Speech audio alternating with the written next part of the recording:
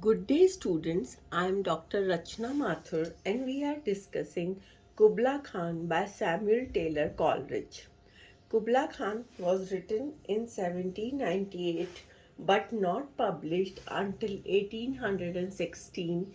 It was then issued in a pamphlet containing Christabel and the Pains of Sleep. It is one of those three poems which have made Coleridge one of the greatest poets of England, the other two being The Rime of the Ancient Mariner and Christabel.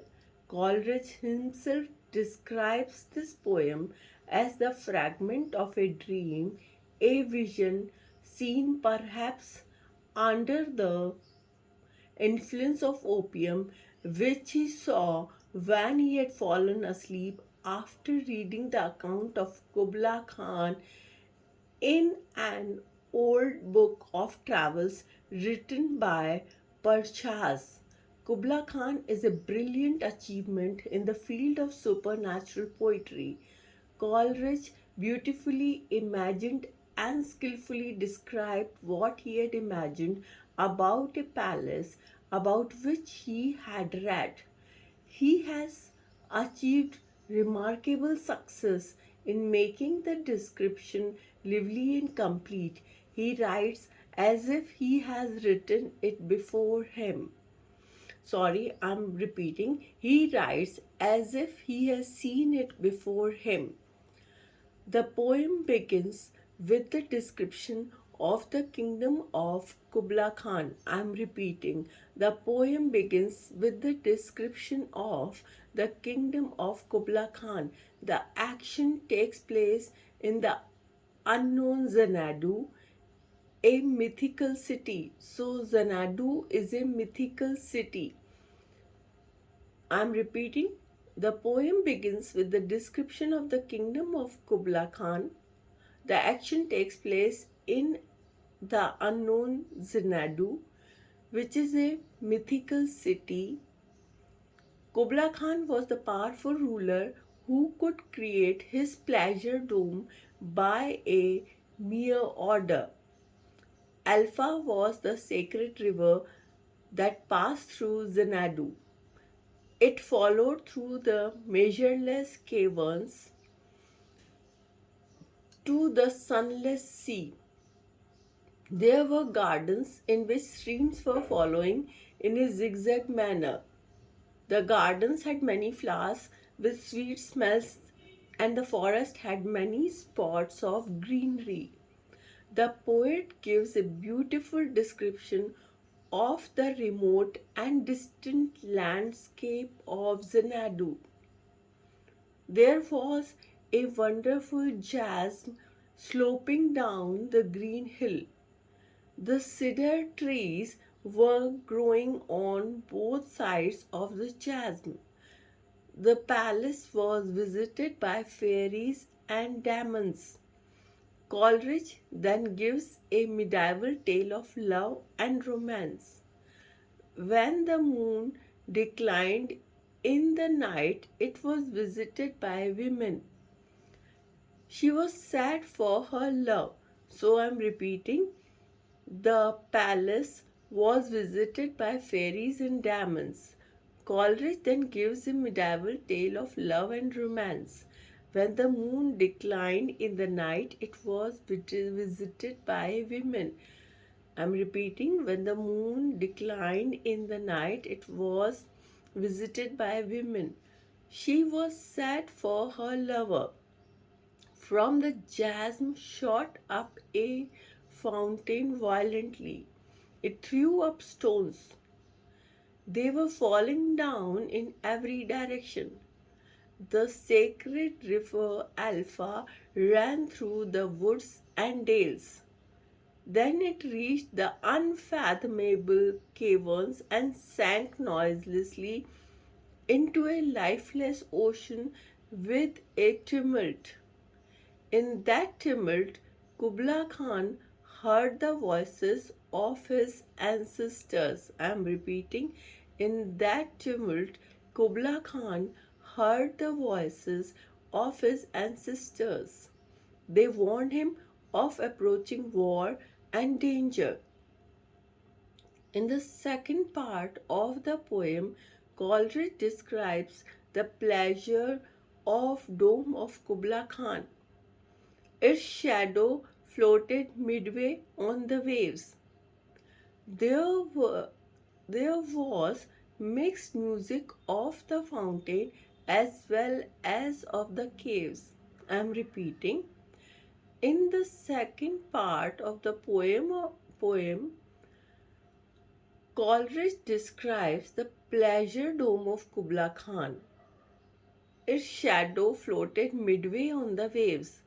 There was mixed music of the fountain as well as of the caves. It was bright with sunlight and also had caves of ice.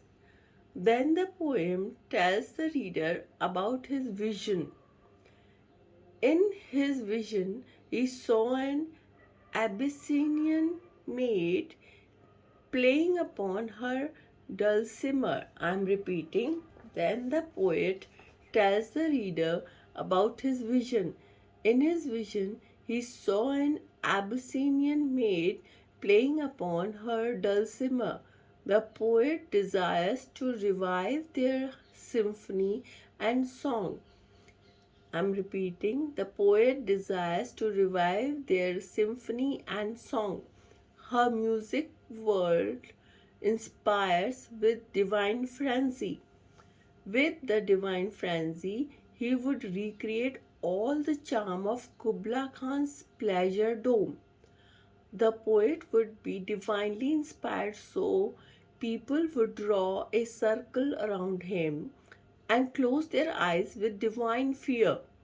I'm repeating, the poet would be divinely inspired, so people would draw a circle around him and close their eyes with divine fear.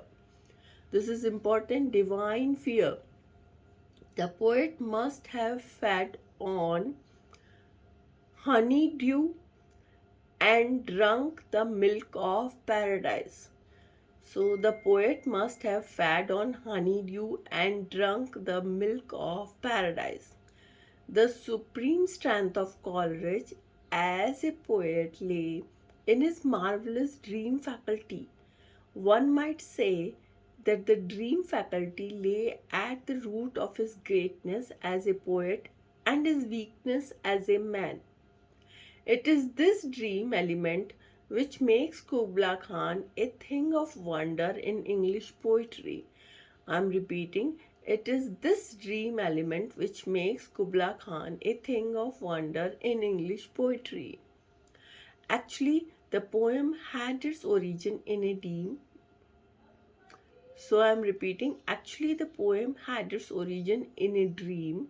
One morning, Coleridge fell asleep in his chair after taking a dose of opium when he was reading about Kubla Khan in Parcha's pilgrimage.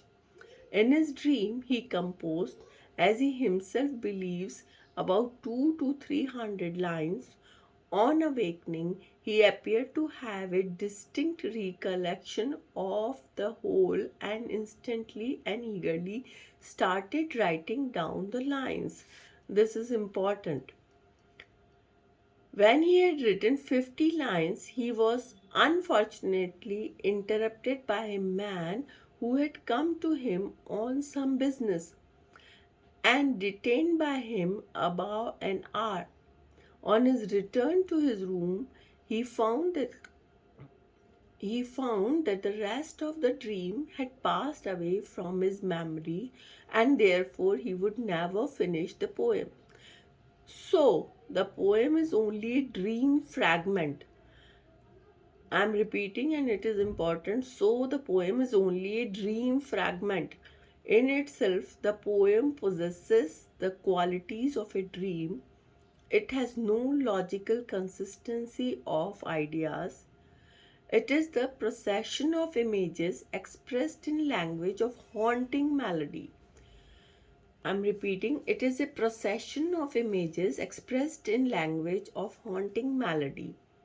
It contains no story, no thought, no moral, no allegory or symbolism. It is appreciated for its shadowy vision and haunting music.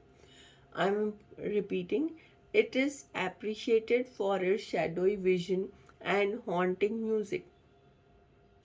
Kubla Khan is a poem of pure romance. All the romantic associations are concentrated in this short poem. It contains many sensuous phrases and pictures like bright gardens, incense bearing trees laden with blossoms, sunny spots of greenery, etc.